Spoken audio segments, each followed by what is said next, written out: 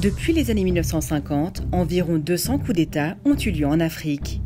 En outre, depuis 1990, sur les 40 coups d'État qui ont été entrepris dans le monde, 30 ont eu ce continent pour décor.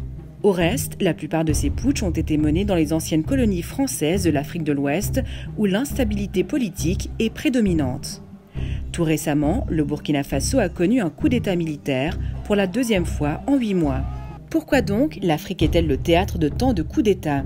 Selon les putschistes, la prétendue cause des coups d'État en Afrique serait l'instabilité économique, la mauvaise gestion, ainsi que l'absence d'une lutte efficace contre le terrorisme. Nous avons décidé ce jour 30 septembre 2022 de déchoir le lieutenant-colonel Damiba du pouvoir d'État afin de poursuivre notre idéal commun avec l'ensemble du peuple burkinabé, à savoir la restauration de la sécurité et l'intégrité de notre territoire.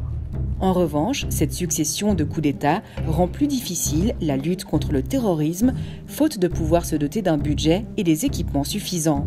Les armées impuissantes assistent à l'existence des dissensions internes, de la pauvreté, des crises politiques, des violations des droits de l'homme, des querelles ethniques et religieuses qui s'aggravent.